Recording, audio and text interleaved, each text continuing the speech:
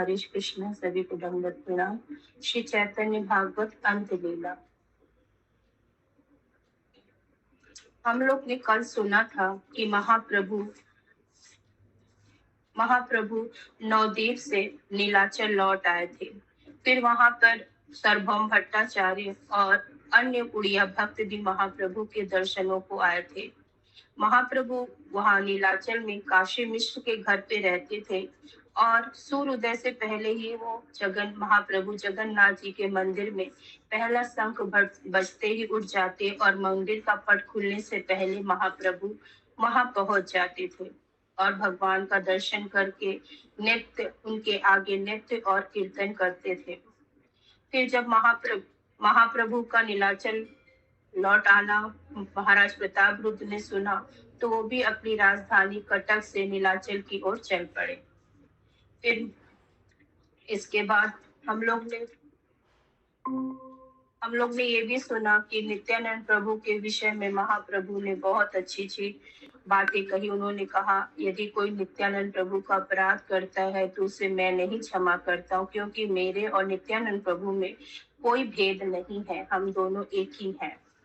नित्यानंद प्रभु 3 महीने तक पानी हाटी में रुके। फिर इसके बाद नित्यानंद प्रभु गदाधर दास के घर पहुंचे और वहां पर उन्होंने सुंदर बाल गोपाल के दर्शन किए और सभी भक्तों ने उच्च स्वर में कीर्तन आरंभ किया और नित्यानंद प्रभु ने नृत्य किया। अब इसके आगे से हम लोग सुनेंगे। हरे कृष्ण।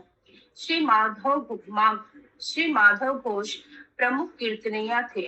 भगवान ने उन्हें अत्यंत मधुर कंठ दिया था। जब वे श्री कृष्ण और गोपियों की दान लीला को गाते, उसे सुनकर नित्यानंद प्रभु भाव विभोर हो उठते। उस समय उनके द्वारा किए गए सौम्य नृत्य का वर्णन कर पाना संभव नहीं है। उनकी भंगिमाएं बिजली के समान चमक रही थी, परंतु फिर भी वे अत्यंत आकर्षक एवं नाजुक थी। उनके नेत्रों एवं भ्रुकुटियों के भाव सूक्ष्म थे और उनके होठों पर निरंतर मधुर मुस्कान सजी थी। उनके सिर और मस्तक की मोहक हलचल को देखकर ऐसे निस्त्राण शास्त्रीय नृत्य का स्मरण हो आता, जिसे अलौकिक भाव मुद्रा की अति सूक्ष्म बारीकियों का ज्ञान हो। श्री नित्यानंद प्रभु ने कुछ दिन गदाधर दास के घर बिताए। उस गांव में एक अत्यंत अत्याचारी काजी रहा करता था। वह संकीर्तन आंदोलन का कट्टर विरोधी था। एक रात दिव्य नुमाद की अवस्था में गदाधर दास काजी के घर पहुंचे। प्रत्येक व्यक्ति काजी से भयभीत रहता था, परंतु गदाधर दास ने निर्भय होकर कीर्तन करते हुए काजी के घर में प्रवेश किया। यह देखकर काजी के मित्र और परिजन अविश्वास से उन्हें घूरने लगे। गदाधर दास ने पूछा, वह काजी कहाँ है? आज यदि उसने भगवान श्री कृष्ण के नामों का जाप कर नहीं किया तो मैं उसका सिर काट दूंगा।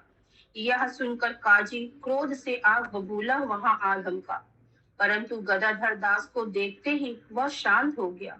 उसने पूछा, गदाधर दास, तुम यहाँ क्यों आए हो? गदाधर दास ने उत्तर दिया, मैं तुम्हारे साथ कुछ चर्चा करने आया हूँ। श्री चैतन्य महाप्रभु और श्री नित्यानंद प्रभु ने संपूर्ण विश्व को हरि नाम कीर्तन से अपलवित करने के लिए अवतार लिया है। बस केवल तुम ही बचे हो, इसीलिए मैं तुम्हें इसकी शिक्षा देने आया हूँ। भगवान का नाम सर्व मंगलमय है। यदि तुम केवल कीर्तन करते हो तो मैं तुम्हें सब पापों से मुक्त करने का उत्तरदायित्व लेता हूँ। यद्यपि काजी अपनी क्रूरता के लिए विख्यात था, आज वह निशब्द खड़ा था। अंत में उसने हंसते हुए कहा, गदाधर दास, कल आओ। कल मैं अवश्य ही हरि हरि का कीर्तन करूंगा। अब घर लौट जाओ। जैसे ही गदाधर दास ने काजी के मुख से हरि हरि सुना, हर्षित होकर वे बोले, कल तक प्रतीक्षा करने की क्या आवश्यकता है? तुमने अभी अभी हरि नाम लिया है और अपने सब पापों और अशुभ से मुक्त हो गए।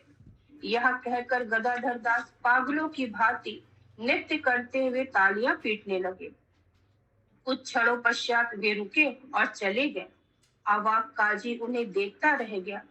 गदाधर दास प्रभु महाप्रभु के अग्रणी पार्षदों में गिने जाते हैं।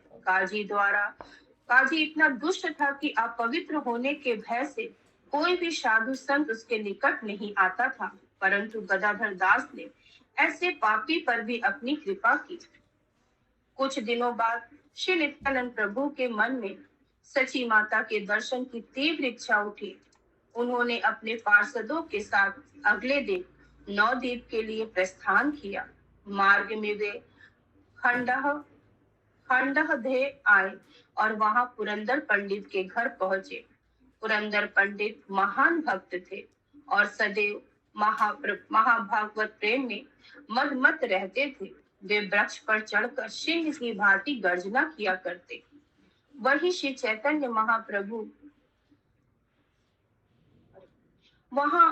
चैतन्य दास नामक एक भक्त थे। वे भगवत प्रेम के आनंद में इतने उन्मत्त रहते कि उन्हें अपने आसपास का कोई भान नहीं होता। अक्सर वे जंगलों में दौड़ जाते और अपनी प्रचंड गर्जना से जंगली पशुओं को खदेड़ने लगते। एक बार उन्होंने एक बाघ को देखा और उसकी पीठ पर जा चढ़े। एक अन्य समय उन्होंने एक विशाल अजगर को अपनी गोद में बिठाया और निर्भीक होकर उसके साथ खेलने लगे। एक समय वे कई दिनों तक निश्चिंत होकर जल के भीतर तैरते रहे। ये सब चमत्कार नित्यानंद प्रभु की कृपा से ही हो रहे थे। खंडदाह से नित्यानंद प्रभु सप्तग्राम आए। यहाँ गंगा तट पर सप्त ऋषियों ने घोर तपस्या किया था। अपने अनुयायियों के साथ यहाँ स्नान करके श्री नित्यानंद प्रभु उद्धारण दत्त के घर पहुंचे। श्री उद्धारण दत्त ने अत्यंत आदर सम्मान पूर्वक श्री नित्यानंद प्रभु का स्वागत किया।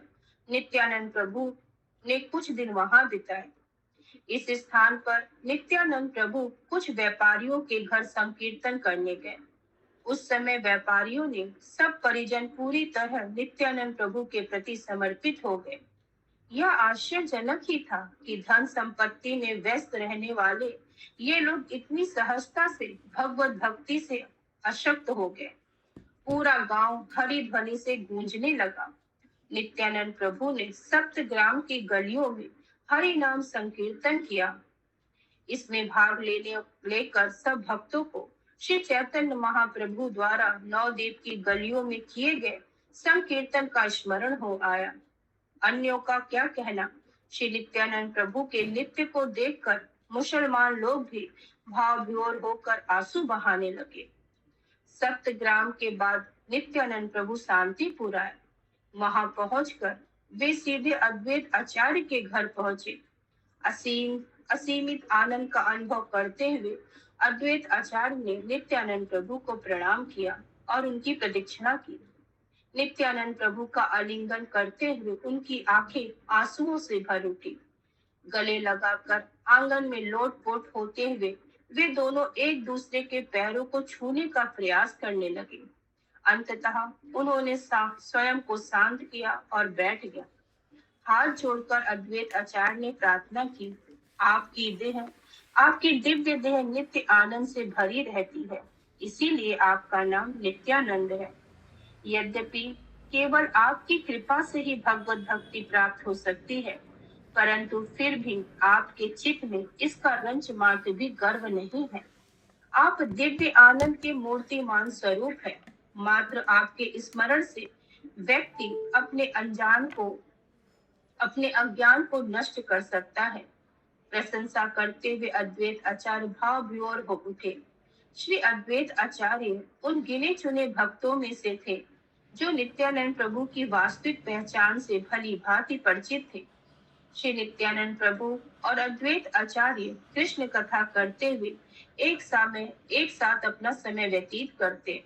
अंततः नित्यानंद प्रभु ने उनकी अनुमति ली और नवद्वीप के लिए प्रस्थान किया। नवद्वीप पहुंचकर वे सीधे सची माता के घर पहुंचे और उन्हें साष्टांग प्रणाम किया। उन्हें देखकर सची माता अत्यंत प्रसन्न हुई और बोली, पुत्र, मैं कब से तुझे देखने के लिए तरस रही थी और तू अब आया है। कुछ दिन यहीं रह, जिससे मैं प्रतिदिन तुझे देख सकूं। मैं बहुत दुखी हूँ। तुझे देखूंगी तो मेरा व्यथित मन कुछ शांत हो जाएगा। भगवान की कृपा है कि उन्होंने मेरे आंसू पोंछने के लिए तुझे भेज दिया। नित्यानंद प्रभु भली भांति जानते थे कि सची माता कौन है। उन्होंने उत्तर दिया, हे जगत माता, मैं यहाँ केवल आपके दर्शन करने आया हूँ। मैं नवद्वीप में ही रहूंगा और आपके निर्देशानुसार कार्य करूंगा। तत्पश्चात नित्यानंद प्रभु ने अपने अनुयायियों को एकत्र किया और नवद्वीप के प्रत्येक घर में संकीर्तन करने लगे। उनकी विशेष आकर्षक रीति से पहली वेशभूषा आंखों के लिए एक मनोहारी दृश्य प्रस्तुत करती। नित्यानंद प्रभु ने राजा के नित्यानंद प्रभु राजा के समान अपने सिर पर रंग बिरंगी रेशमी पगड़ी बांधकर उसे फूलों के गुच्छों से सजा लिया। उनका वृक्ष स्थल सोने एवं रत्नों से बने नाना कंठहारों से सुसज्जित था। कानों में स्वर्णिम कुंडल झूल रहे थे। वस्तुतः उनकी पूरी देह बहुमूल्य आभूषणों से सजी थी। उनके अंगों पर चंदन से बारीक चित्रकारी की गई थी। उनके कमर पट्टे पे बांसुरी और बिगुल बंधा हुआ था। नित्यानंद प्रभु अक्सर वृंदावन में बाल कृष्ण जैसा व्यवहार करते। इस प्रकार नित्यानंद प्रभु श्री चैतन्य महाप्रभु के जन्म स्थान में भ्रमण करते हुए प्रत्येक व्यक्ति के हृदय में आनंद से भरने लगे। नवद्वीप मथुरा के समान भारी जनसंख्या वाला नगर था। वहां ऐसे अनेक पुण्यवान एवं धर्मपरायण लोग थे कि मात्र उनके दर्शन से पापी तापी समस्त पापों से मुक्त हो सकते थे।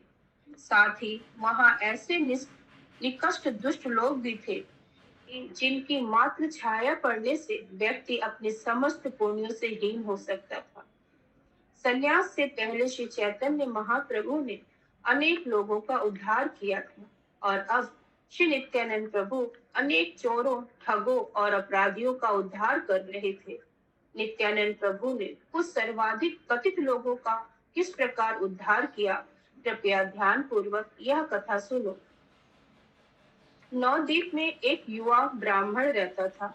नियति की विडंबना कहिए कि वह वहां के ठगों और डाकुओं का सरदार बने बैठा। ब्राह्मण परिवार में जन्म लेकर भी वह दुर्गुणों से भरा था।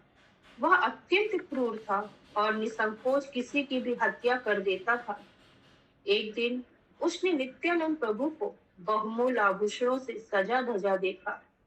उनकी प्रत्येक उंगलियों में सोने की अंगूठी थी। चोरी करने की इच्छा से वह नित्यानंद प्रभु के संकीर्तन दल का एक सदस्य बनकर उनकी टोली में आ जुड़ा। दिखावटी नृत्य कीर्तन करते हुए वह अक्सर सुअवसर की खोज में था। सर्वव्यापी परमात्मा रूप में नित्यानंद प्रभु उस दुष्ट की योजनाओं से परिचित थे। इसीलिए संकीर्तन दल को छोड़कर वे हिरण्य पंडित के घर रहने आ गए। हिरण्य पंडित अत्यंत पुण्यवान थे और एक सच्चे ब्राह्मण के रूप में सरल जीवन व्यतीत करते। इसी बीच डाकुओं के सरदार ने अपने आदमियों को जुटाकर एक योजना बनाई। उसने कहा, भाइयों, अब हमें चिंता करने की कोई आवश्यकता नहीं है। चंडी देवी ने हमारे लिए एक ही स्थान पर प्रचुर धन संपत्ति की व्यवस्था की है।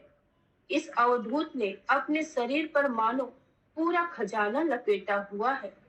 इस समय वह नगर की सीमा पर हिरण्य पंडित के घर छिपकर एकांत वास कर रहा है। अपने अस्त्र शस्त्र संभाल लो। आज रात हम उस घर पर धावा बोलकर सब कुछ लूट लेंगे। यह कहकर सब डाकू तैयारी में जुट गए और अपनी दुष्ट योजना को कार्यान्वित करने के लिए सांझ ढलने की प्रतीक्षा करने लगे।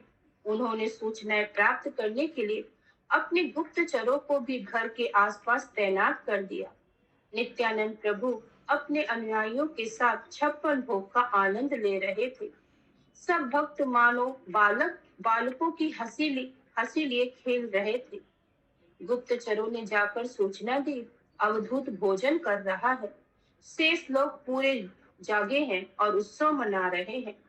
डाकुओं ने निर्णय लिया उन्हें भोजन करने करके सोने दो, फिर हम आक्रमण करेंगे। टोली के सब सदस्य बैठकर प्रतीक्षा करते हुए अपने भावी सुखों के सपने सजाने लगे। एक ने कहा, मुझे सोने के कड़े चाहिए। दूसरे ने कहा, मैं मोतियों का कंठहार लूंगा। एक और डाकू ने कहा, कुंडल मेरे लिए। चौथे ने कहा, मैं सोने की जंजीर और कंठहार लूंगा। कोने में बैठा एक डाकू बोल उठा, मुझे तो चांदी के नुपुर चाहिए। वे इस प्रकार बातें कर रहे थे कि नित्यानंद प्रभु की इच्छा से उन सबको गहरी नींद में आ गिरा। ऐसी थी नित्यानंद प्रभु की शक्ति कि पूरी रात वे डाकू मूर्छित व्यक्ति के समान बेसुध पड़े रहे। प्रातः होने पर कौओं के कर्कश स्वर से उनकी नींद टूटी। वे सब अत्यंत हताश निराश हो गए। अपने अस्त्रों को छिपाकर वे गंगा स्नान के लिए निकल चले। स्नान करते समय वे एक दूसरे पर आरोप लगाने लगे। एक ने कहा, तुम्हें पहले नींद आई। उस व्यक्ति ने अपने बचाव में कहा, अच्छा, मानो तुम तो पूरी रात जागे थे। एक डाकू ने कहा, उन एक डाकू ने उन दोनों को शांत करते हुए कहा, लड़ाई क्यों कर रहे हो? चंडी देवी का धन्यवाद करो कि हम लोग पकड़े नहीं गए। डाकुओं के युवा सरदार ने कहा, अब इस बहस का क्या लाभ? जो भी हुआ चंडी देवी की इच्छा से हुआ। एक दिन ही तो बीता है, कोई पहाड़ तो नहीं टूटा। लगता है कि हमने यहाँ आने से पहले चंडी देवी की पूजा नहीं की थी और इसीलिए उन्होंने हमें भ्रमित कर दिया। चलो मांस मदिरा लेकर चंडी देवी की भव्य पूजा करें। आतुर होकर डाकुओं ने सारा सामान जुटाया और रात्रि समय चंडी की पूजा की। अगले दिन उन्होंने अपने अस्त्रों की धार लगाकर उन्हें तैयार कर लिया। रात होते ही वे तेज नीले रंग के वस्त्र पहनकर हिरण्य पंडित के घर एकत्र होने लगे। घर के सब लोग सो चुके थे। निकट ही छिपे डाकू यह देखकर दंग रह गए कि अनेक पहरेदार उस घर की पहरेदारी कर रहे हैं। ये पहरेदार अस्त्र शस्त्रों से सुसज्जित थे तथा चहलकदमी करते हुए उच्च स्वर में हरि नाम कीर्तन कर रहे थे। उन बलवान पुरुषों के शरीर अत्यंत विशालकाय थे। डाकू समझ गए कि उनमें से एक पहरेदार एक समय में उन जैसे सैकड़ों डाकुओं से निपट सकता है। ये पहरेदार कुछ असामान्य थे। उनके माथे पर तिलक तथा गले में तुलसी माला थी। वे निरंतर भगवान नाम ले रहे थे, जबकि नित्यानंद प्रभु घर के भीतर सो रहे थे। डाकू निराश और भौचक्के रह गए। कुछ दूर जाकर वे चर्चा करने लगे, ये पहरेदार अचानक कहाँ से आ गए? एक डाकू ने कहा, हो सकता है कि अवधूत को हमारे आने की सूचना मिल गई होगी। वही इन्हें कहीं से लाया होगा। उसके मित्र ने कहा, कहा जाता है कि इस अवधूत के पास योग सिद्धियां हैं। मैंने अनेक लोगों से सुना है, निश्चित ही वह स्वयं की रक्षा करने में योग्य है। ये पहरेदार अति मानवीय प्रतीत होते हैं। मुझे लगता है कि ये पहरेदार अवधूत की योग शक्तियों से ही आए हैं। आश्चर्य नहीं कि लोग उन्हें गोस्वामी कहकर पुकारते हैं। एक अन्य डाकू ने कहा, मूर्खों जैसी बातें ना करो। भरपेट खाने तथा मूल्यवान वस्तु तथा आभूषण पहनने वाला व्यक्ति गोस्वामी, जिसने अपनी इंद्रियों पर नियंत्रण कर लिया है, कैसे हो सकता है? अंत में डाकुओं का सरदार बोलने लगा, मैंने ठंडे दिमाग से पूरी स्थिति पर विचार किया है। मैंने देखा कि अनेक बड़े बड़े प्रतिष्ठित लोग इस अवधूत से मिलने आते हैं। लगता है कि किसी राजा ने अवधूत की सुरक्षा के लिए इन पहरेदारों को भिजवाया है। अवधूत के प्रभाव से अब ये पहरेदार भी हरि हरि का उच्चारण करना सीख गए हैं। मुझे विश्वास है कि कुछ समय पश्चात ये लोग भी चले जाएंगे। उस समय हम फिर से आएंगे। अब चलो अपने घर चलते हैं। इस प्रकार वे डाकू चले गए और नित्यानंद प्रभु निर्विघ्न अपनी लीलाएं करते रहे। परंतु अगली रात्रि वे डाकू नित्यानंद पर आक्रमण करने के लिए पुनः वहां आ पहुंचे। देवयोग से उस रात्रि आसमान बादलों से ढका था। चारों ओर घनघोर अंधेरा था। सुनसान सड़कों को देखकर डाकू भयभीत हो गए और अपने अस्त्रों को अपनी छाती से लगा लिया। जैसे ही वे नित्यानंद प्रभु के निवास पर पहुंचे, अचानक वे सब अंधे हो गए। अंधकार में लड़खड़ाते और भटकते हुए उनके मन और बुद्धि ने कार्य करना बंद कर दिया। कुछ डाकू एक सरोवर में गिर पड़े और वहां जल लोग कीड़ों तथा मोटे मच्छरों ने उनके ऊपर धावा बोल दिया। कुछ डाकू कीड़ों और विषैले बिच्छुओं से भरे की कूड़े के ढेर में जा गिरे। कुछ कटीली झाड़ियों में गिरकर लहूलुहान हो गए और कांटों द्वारा छिलने के भय से वे कैदियों के समान बिना हिले डुले वहां पड़े रहे। दूर भागने के प्रयास में कुछ डाकू गड्ढों में जा गिरे और अपने हाथ पैर तुड़वा लिया। घाव से पीड़ित वे रात भर कहारते रहे। उसी समय देवराज इंद्र ने मूसलाधार वर्षा आरंभ कर दी और साथ ही प्रचंड तूफान और बिजली कड़कने लगी। इतना ही नहीं, मोटे मोटे औलों की वर्षा डाकुओं को और अधिक दुख देने लगी। अंधे और पूरी तरह से भीगे वे डाकू ठंड के मारे कपकपा रहे थे। प्रकृति के इस कोप के सामने वे निसहाय थे। यह जानते हुए कि वे डाकू नित्यानंद प्रभु को हानि पहुंचाने आए हैं, इंद्रदेव ने क्रोधित होकर उन्हें समुचित दंड दिया। डाकुओं का सरदार सोचने लगा, ये अवधूत कोई साधारण मनुष्य नहीं है। निश्चित ही ये परम भगवान श्री बलराम है। पहली बार इन्होंने हमें सुला दिया, फिर अति मानवीय पहरेदारों को प्रकट कर दिया, परंतु मेरे जैसा मूर्ख उनकी स्थिति को समझ नहीं पाया। मेरे मन में फिर से उनकी संपत्ति चुराने की आशा बनी रही। मुझे मिल रही ये पीड़ा सर्वथा उपयुक्त है। इस विकट परिस्थिति में नित्यानंद प्रभु के अतिरिक्त मुझे अन्य कोई बचा नहीं सकता। इस प्रकार विचार करते हुए डाकुओं का वह नेता मन ही मन नित्यानंद प्रभु के चरण कमलों का आश्रय लेने लगा।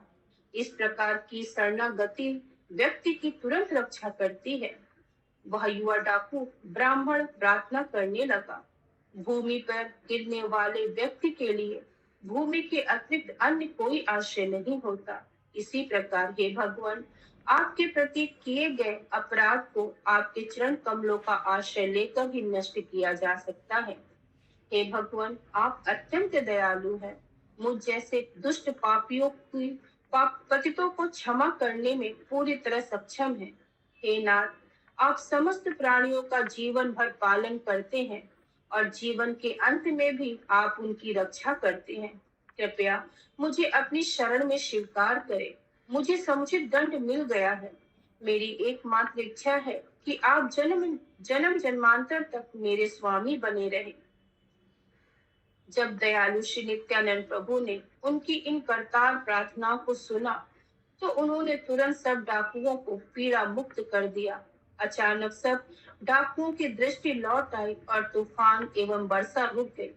धीरे धीरे उठकर वे ऐसे चलने लगे मानो कब्र से बाहर आए हो। सरदार को छोड़कर सब डाकू गंगा स्नान करके अपने घर लौट आए। वह युवा ब्राह्मण रोते रोते घर के भीतर आया और वहां नित्यानंद प्रभु को उनके अनुयायियों के साथ बैठा देखा। अपनी दोनों भुजाएं उठाकर वह रक्ष माम चिल्लाने लगा और नित्यानंद प्रभु के चरणों में आ गिरा। उसकी पूरी देह कांप रही थी और जल धाराओं के समान दोनों नेत्रों से आंसू बह रहे थे। ऐसी थी नित्यानंद प्रभु की कृपा कि एक युवा ब्राह्मण भी हाथ ऊंचा उठाए नृत्य करते हुए, हे नित्यानंद प्रभु, हे पतित पावन, आप मेरे एकमात्र स्वामी हैं, गा रहा था। वहां एकत्र भक्तगण आश्चर्यचकित रह गए और उनके मुख से अन्यासी निकल पड़ा, कैसा चमत्कारी हृदय परिवर्तन है यह। कुछ लोग अभी भी सचेत रहना चाहते थे। उनमें से एक ने कहा, सावधान रहो, कहीं घर में प्रवेश करके हमें लूटने की तो चाल नहीं है इसके। परंतु अन्य भक्तों ने कहा, नित्यानंद प्रभु महापतित पावन है, उनकी कृपा से आज इस डाकू का हृदय भी परिवर्तित हो गया। मुस्कुराते हुए नित्यानंद प्रभु ने कहा, ब्राह्मण, अचानक तुम्हें यह क्या हो गया? मुझे तुम्हारे अंदर कुछ अद्भुत लक्षण दिखाई दे रहे हैं। भगवान श्री कृष्ण से संबंधित तुम्हारे साथ ऐसा क्या हुआ कि तुम इस प्रकार का व्यवहार कर रहे हो? सत्य कहो, कुछ छिपाओ नहीं। नित्यानंद प्रभु के वचन सुनकर वह महाभाग्यवान ब्राह्मण कुछ क्षणों के लिए निशब्द खड़ा रहा। तब वह भूमि पर लोटपोट होते हुए कभी हंसने और कभी रोने लगा। फिर खड़े होकर वह सहज भाव से नित्य कीर्तन करने लगा। अंततः स्वयं को शांत करके उस युवा ब्राह्मण ने कहा, हे भगवान, मैं केवल नाम का ब्राह्मण हूँ। स्वभाव से मैं शिकारी जैसा हूँ। बचपन से ही मैं चोर डाकुओं की संगति में रहा और इसीलिए मैंने केवल घृणा, हिंसा और हत्या करना ही सीखा है। नवद्वीपवासी मेरे विचार से कांप उठते हैं। ऐसा कोई पाप नहीं है जो मैंने ना किया हो। जब मैंने आपके सुंदर आभूषण देखे तो तुरंत उन्हें चुराने का मन बना लिया।